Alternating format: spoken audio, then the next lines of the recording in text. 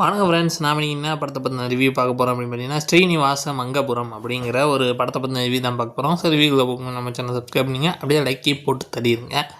Okay, இப்போ இந்த கதையோட அதாவது இந்த படத்துடைய கதை என்ன அப்படின்னு பார்த்தீங்கன்னா நம்ம ஹீரோ ஃப்ரெண்ட்ஸோடு அப்படி சுற்றிக்கிட்டு இருக்காப்புல. அவர் ஹீரோயின் பிடிச்சிருக்கு, ஹீரோயினை லவ் பண்ணிக்கிட்டு இருக்காப்புல.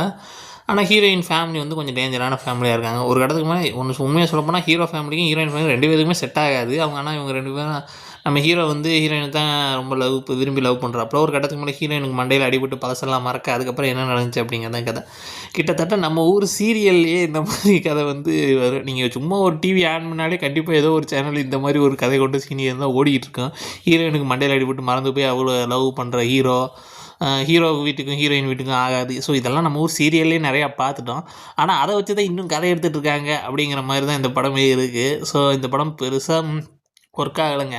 எனக்கு நேரமே போகல, என் வாழ்க்கையே வெறுக்குது அப்படின்னு நினைக்கிறவங்க கண்டிப்பாக அந்த படத்தை பார்த்துடாதீங்க. அதுக்கப்புறம் இன்னும் வாழ்க்கையை வெறுத்துருவீங்க. ஸோ ட்ரை பண்ணி அதையும் மீறி நான் ட்ரை பண்ணி தான் பார்ப்பேன்னு நினைக்கிறவங்க, நான் தலைகீழாகத்தான் குதிப்பேன்னு நினைக்கிறவங்க குதிக்கலாம். அது உங்கள் இஷ்டம். அதுக்கு மேலே நான் எதுவும் சொல்ல விரும்பல. இதுக்கு எவ்வளோ ரேட்டிங் கொடுக்கலாம்னா 5க்கு ஒரு 2 வேணால் கொடுக்கலாம்.